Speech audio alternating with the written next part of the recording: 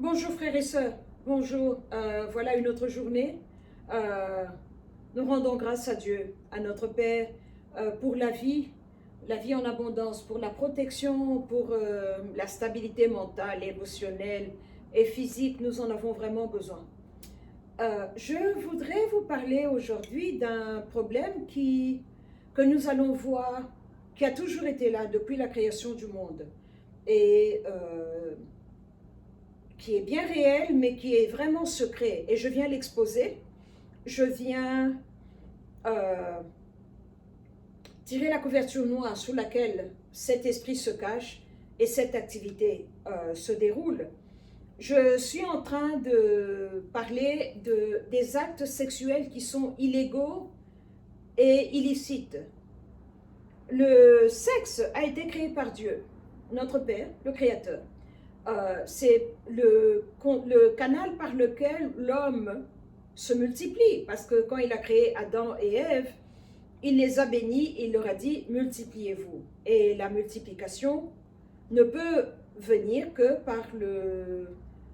par l'acte sexuel, dans la propreté, selon le contexte de Dieu. Il avait des paramètres qu'il a bien établis, au travers desquels, ou au-dedans desquels l'acte sexuel pouvait avoir lieu. Et donc, on parle dans le contexte du mariage, un homme avec une femme, parce qu'il faut l'opposer pour qu'il y ait la conception.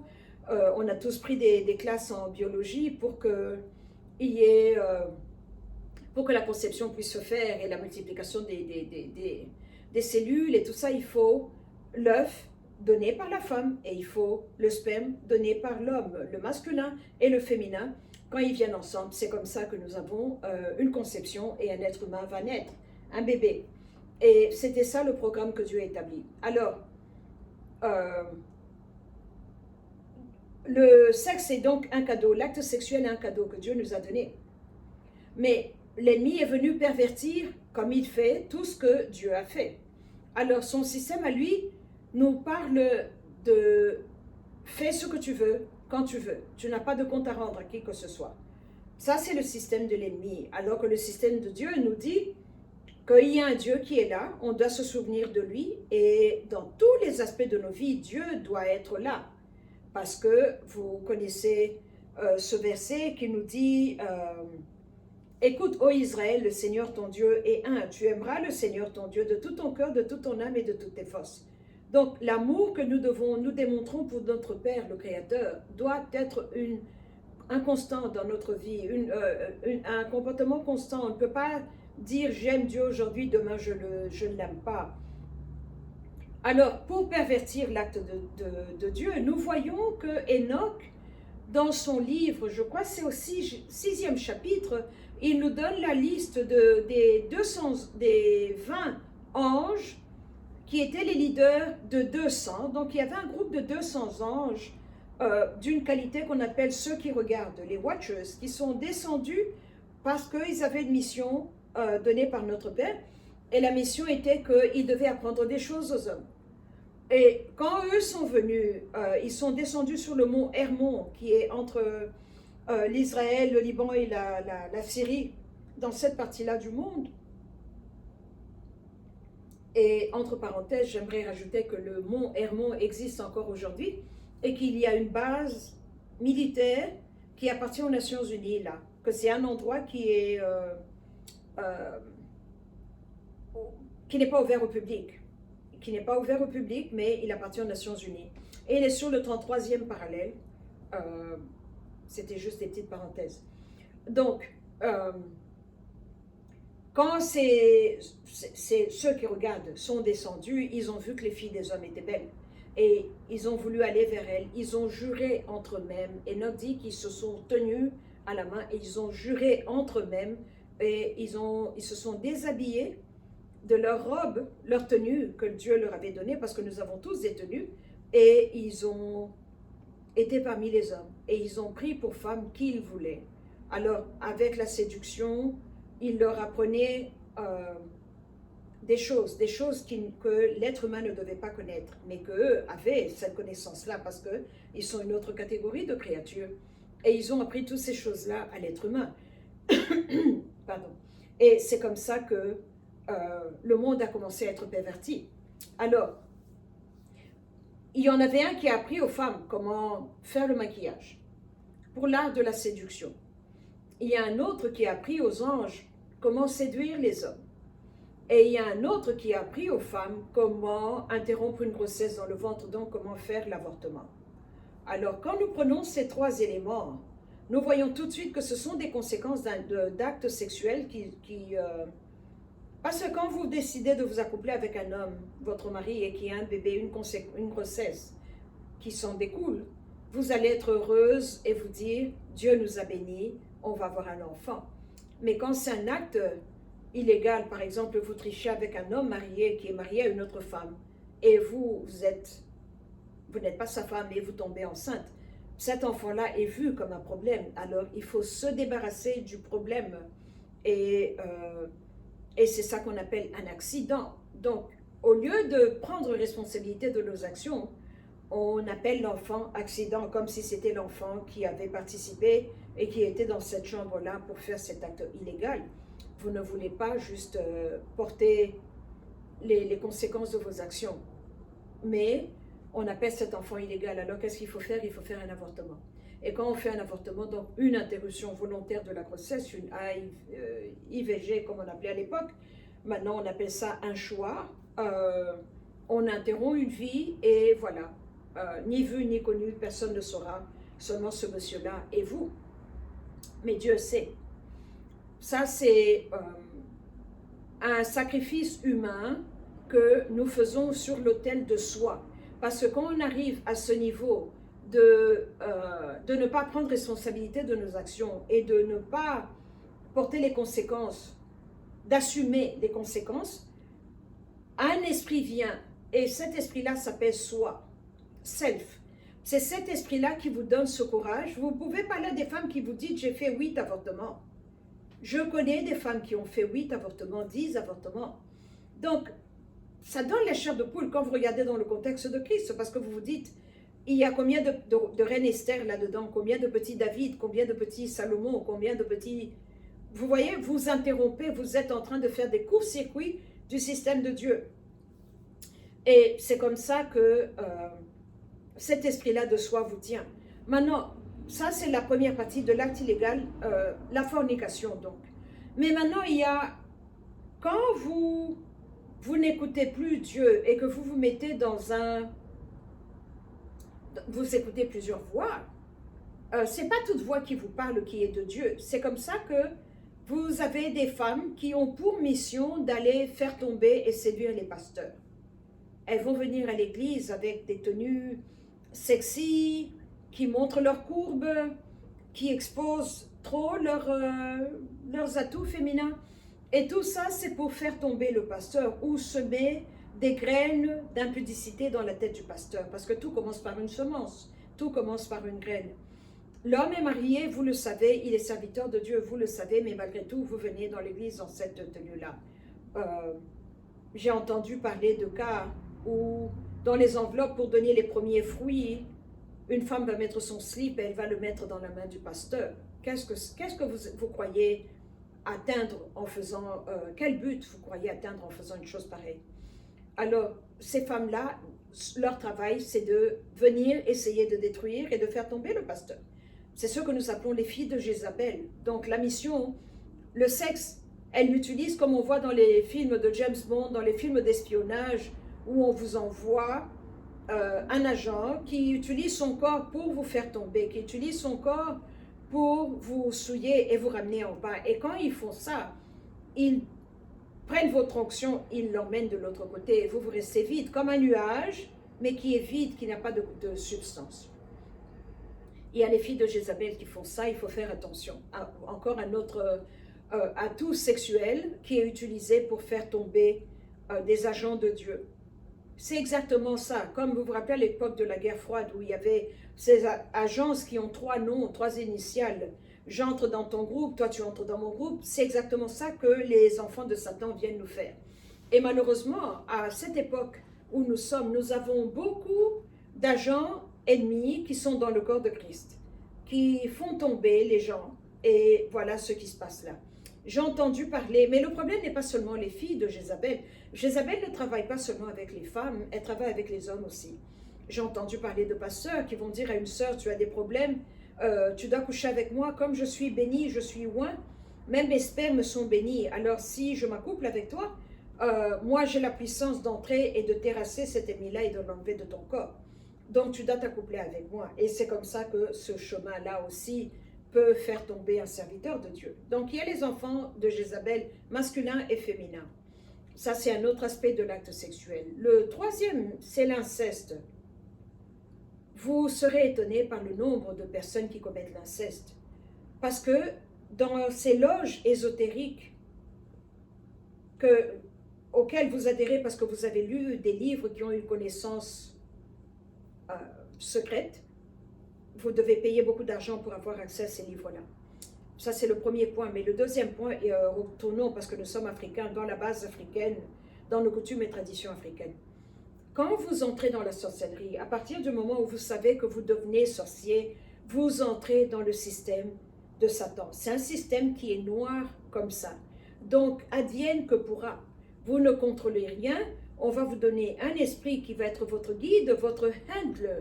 C'est cet esprit-là qui vous donne les messages que l'administration satanique donne. Alors, quand on vous demande, vous entrez dans ce système-là, l'argent qu'on vous donne est minimal. C'est comme un appât. Quand vous allez à la pêche, l'hameçon est là, le poisson est pris, maintenant vous commencez à le ramener vers vous. Alors, l'argent qu'on vous donne est minimal et on vous dit, vous voulez plus, vous voulez être comme monsieur un tel, comme madame un tel, on peut vous montrer ce qu'il faut faire. Alors, de fil en aiguille, c'est parce que c'est un chemin qui est glissant et ténébreux, auquel vous ne contrôlez rien. Vous allez voir comment on va vous demander de commencer à voler les bénédictions des gens. Donc, vous devenez un voleur de bénédictions ou un voleur de destin. C'est un titre qui est là. Après ça, on va vous dire, il faut verser le sang humain. Et vous allez dire, je n'ai personne à sacrifier. Alors, on va vous dire, vous pouvez prenez cette poudre, mettez-la sur un croisement de chemin ou bien sur un rond-point et celui qui va traverser, qui va être pris dans ce truc-là, va mourir. Là où il part, il va mourir et cette bénédiction ou les retombées de ce sang-là vont venir sur votre compte parce qu'il y a des comptes bancaires que vous avez avec Satan. Et nous avons, nous aussi, du côté de Jésus, des comptes bancaires que nous avons parce que nous donnons la dîme, nous donnons des offrandes. Et toutes nos actions sont computées, de ce côté aussi, tout est computé. Alors quand vous donnez comme ça, Satan, on va vous dire, vous devez tuer des gens, vous le faites. Mais ce n'est toujours pas assez. Il faut donner celui que vous aimez. C'est ça le grand sacrifice. De la même manière où on donne, vous vous rappelez l'épisode entre Abraham et Dieu le Créateur, quand il lui a dit, allons à la montagne, va à la montagne, et là, emmène ton fils Isaac. Il a eu Isaac à quel âge? Et qu'on lui dise, mais l'enfant et sacrifie-le. Juste au moment où il voulait poignarder l'enfant, un ange est apparu et lui a dit, Abraham, ne le fais pas, regarde, il y a un agneau qui était pourvu là, dans les thickets. Il y avait un agneau qui était là et il a appelé Jéhovah Jireh, l'Éternel pourvoira. Et il a libéré son fils et il a plutôt offert cet agneau-là. On peut aller dans tous les sens avec cette histoire. C'était un type and shadow, une ombre et des choses à venir de cet agneau immolé depuis la fondation de la terre qui devait venir mourir sur le mont Golgotha. D'après certains rabbins, ils disent que là où Abraham était avec Isaac, c'était sur le mont Golgotha, le vrai sur lequel Christ a été tué. Mais je voudrais mettre l'accent sur le fait que Abraham a prouvé son amour pour Dieu, il était prêt à donner le meilleur et cet enfant qu'il a porté dans son cœur, qu'il a vraiment aimé, parce qu'il a attendu très longtemps pour avoir cet enfant, parce que Isaac était l'enfant de la promesse, Ishmaël était le fils de la chair. Alors, de l'autre côté aussi, arrivé à un certain niveau, on vous demande de donner le meilleur de ce que vous avez. On vous demande de donner le meilleur de ce que vous avez. Ça doit vous faire mal pour montrer votre soumission à Satan. Et c'est comme ça qu'on vous demande de sacrifier un enfant ou deux, ou votre épouse, ou ceci, cela. Donc, vous devez faire le mal. Alors, À un autre moment, on va vous dire, vous devez commettre la bestialité, vous accoupler avec un chien ou avec une chèvre. J'ai entendu parler de ces endroits en Europe où il y a des hôtels où on peut vous donner l'animal de votre choix et pour un acte purement sexuel. Et nous avons cela en Afrique aussi. Si vous faites attention dans les news, quelquefois vous allez entendre on a attrapé quelqu'un s'accoupler avec un chat. Ce n'est pas par hasard, c'est pour une raison. Et la raison est laquelle? Pour pouvoir taper dans la dimension des animaux, qui est une dimension, une pleine réelle. Et nous, nous sommes humains, nous sommes dans la dimension des hommes. Alors, en vous accouplant, parce que partout il y a accouplement, c'est un mariage, vous avez donc le crédit dans la dimension des animaux. C'est comme ça que vous pouvez entendre parler de sorciers dans le contexte africain qui viennent vous attaquer, qui vous envoient des termites ou qui vous envoient des moustiques. C'est parce qu'il a fait un mariage dans cette dimension-là et peut venir vous attaquer dans cette dimension-là avec les animaux. Ça lui donne l'autorité, mais une autorité qui est sexuelle parce qu'il s'est accouplé avec ces animaux-là. Alors maintenant, il y a un autre aspect, on va vous dire, vous devez commettre l'inceste. Pourquoi? Parce que ça, c'est vraiment une abomination. Quand vous lisez les règles de Dieu dans Lévitique, il y a des choses qu'on ne peut pas faire. Il est très spécifique. Tu ne peux pas t'accoupler avec un homme comme tu t'accouplerais avec une femme. Tu ne peux pas voir la nudité de ta femme et voir la nudité de sa fille. Meaning, tu ne peux pas coucher avec une femme et avec sa fille. Ou une femme ne peut pas aller avec le papa et avec le fils. Les règles de Dieu sont très claires. On ne peut pas dire, Dieu n'a pas parlé de ça. Non, c'est là. Si vous voulez chicaner, couper les cheveux en petits morceaux, alors vous pouvez tourner comme ça en rond et dire, Jésus n'a jamais parlé de l'homosexualité. Jésus n'a jamais parlé de l'avortement. Mais il n'est pas venu abolir la loi, il est venu la remplir. Donc tout ce que Moïse a donné, ce que Moïse nous a donné, le décalogue, les 10 commandements et les 5 livres de Moïse, la loi, telle que Dieu nous l'a donnée, Jésus n'est pas venu l'effacer, bien au contraire. Bien au contraire. Et alors maintenant, quand on vous demande l'inceste, cela veut dire qu'un papa doit aller violenter sa fille ou bien violenter son fils.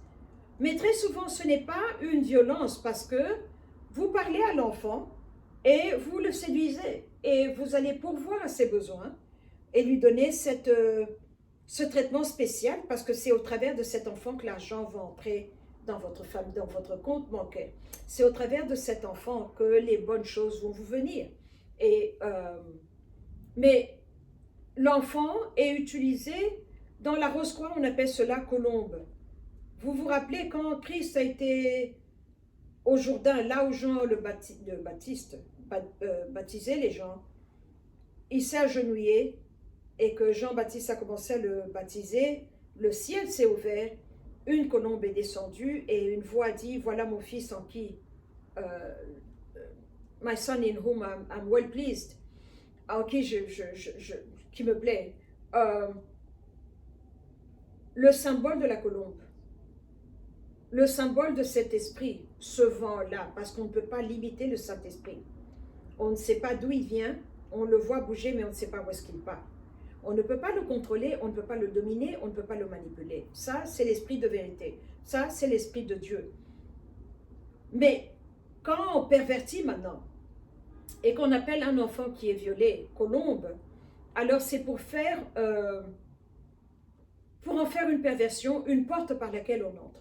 Et au travers de cette porte-là, je parle de l'organe sexuel féminin qui devient la porte par laquelle nous allons et nous, ceux qui font ces activités-là, et ils entrent pour aller maintenant dans ces dimensions-là. C'est comme ça que vous pouvez voir une fille qui rêve que sa maman la viole dans le sommeil ou qu'elle s'accouple avec sa maman ou qu'elle s'accouple avec son maman, donc avec son papa. Cela est fait dans la dimension du sommeil.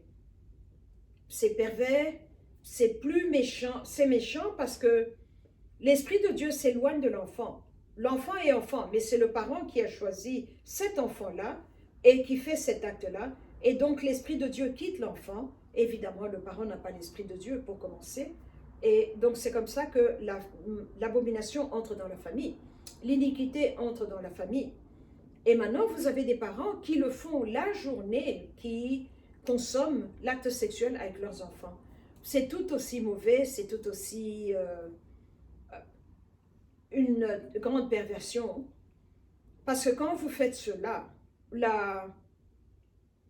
vous souillez la terre même. La terre sur laquelle vous êtes en train de faire cela est souillée. La terre porte les conséquences de nos actions. Quand il y a beaucoup de prières, la terre est bénie. Quand il y a beaucoup d'actes comme ça, la terre est souillée. Et or, pour arriver à certaines hauteurs de la sorcellerie, il faut commettre l'inceste. L'inceste devient un besoin qu'il faut faire régulièrement comme un boost, un rappel de vaccin. On vous a donné une première dose, il faut une autre dose, il faut une autre dose. C'est ça que l'acte, c'est comme quand vous allez à la station d'essence pour remplir votre voiture avec de l'essence. C'est ça que cela fait. Et donc l'enfant est marqué comme étant un partenaire sexuel pour son parent, et tous les autres papas qui ont les yeux ouverts verront cet enfant-là et viendront. C'est comme ça que vous entendez qu'il y a des familles où il y a eu un viol, où il y a l'acte sexuel entre le papa et la fille est devenue folle après. Elle est devenue folle parce qu'elle est entrée dans des... On a ouvert des portes qu'on ne devait pas ouvrir. Il y a des choses qu'on ne doit pas faire.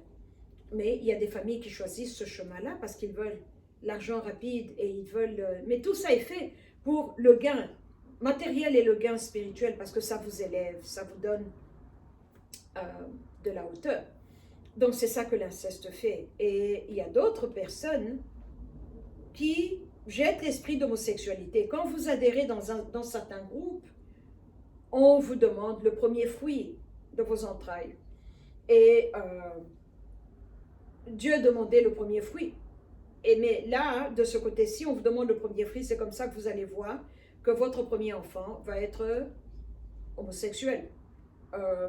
Ou il va vous dire un matin, je ne suis pas un homme à l'intérieur, je suis une femme, donc je dois me faire opérer et je dois complètement me changer. Et quand vous commencez à voir ça, c'est dans l'administration de Satan, des gens qui sont à cette hauteur-là. C'est comme ça que vous pouvez voir que ici à Hollywood, beaucoup dans le monde de la musique et de silver screen, l'écran argenté, vous allez voir que beaucoup d'acteurs ont un premier enfant, un enfant qui est transgenre, qui vit, qui est en train d'aller et se faire opérer pour enlever des choses et rajouter autre chose.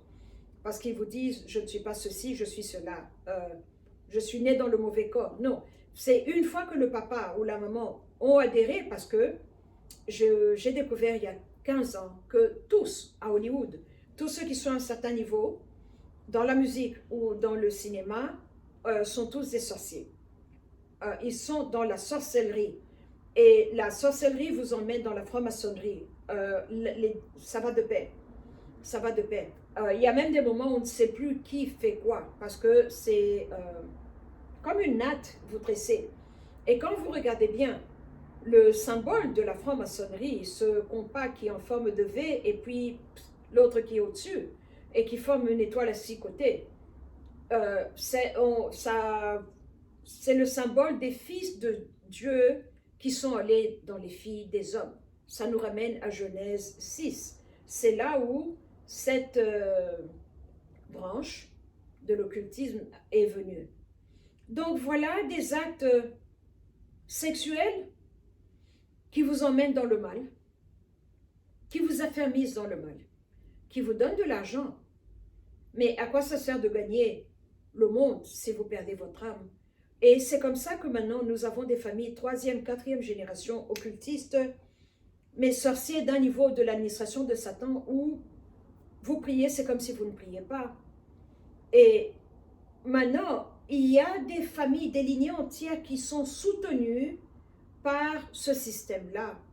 Et vous avez, j'espère, tous entendu parler de ces 13 familles de personnes illuminées qui tracent toute leur ascendance à la semence de Genèse 6, qui viennent de là.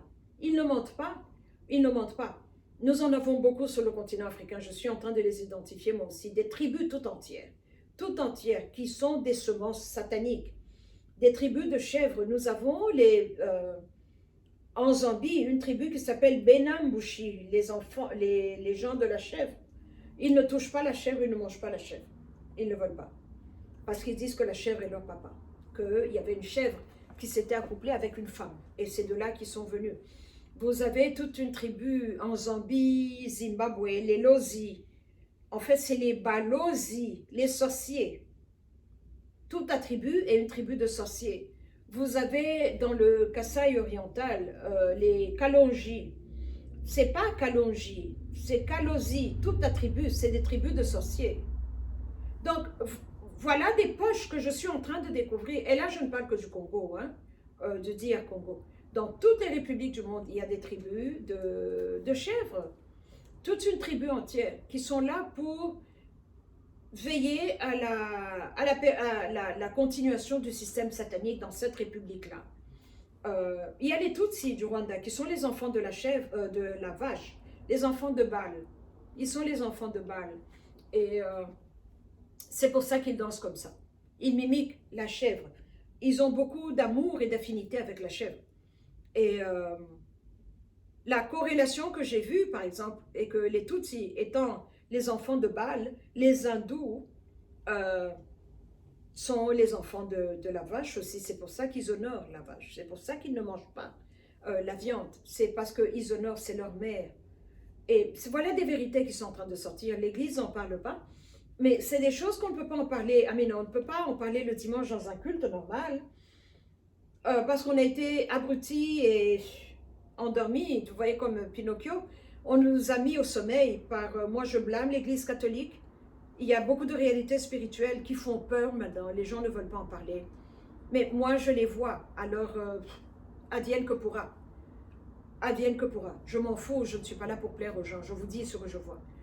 Par exemple, j'ai vu cette nuit que des soucoupes volantes sont descendues et des êtres humanoïdes, ils avaient un corps, 2 bras et 2 jambes, mais avec une tenue pas comme nos astronautes bien gonflés là, mais ils sont descendus et sont venus nous dire, nous, la planète Terre, ils viennent nous aider. Ils viennent nous aider et nous aider à... que Dieu n'a pas bien fait l'être humain et qu'il veut nous emmener à ce qu'on appelle l'homme humain 2.0, donc nous améliorer, nous emmener à un autre niveau. Et ils vont avoir des traitements à donner aux gens. Des traitements qui vont être comme un traitement qu'on va mettre en vous, qui va altérer votre ADN. Et je crois que c'est connecté à ce que Jean le Révélateur avait vu. Parce que les gens vont chercher la mort et la mort ne sera pas... Ils ne pourront pas la trouver. Voilà ce que j'ai vu. Donc, en tant que chrétien, on peut me dire pourquoi tu nous parles des extraterrestres, mais moi je les vois alors je vous en parle. J'ai vu des soucoupes volantes descendre sur tous les continents. Des êtres qui sont venus se faire connaître en disant on a toujours été là, on vous observait, ceci, cela, des bonnes paroles, et qui viennent nous aider à réparer l'humanité.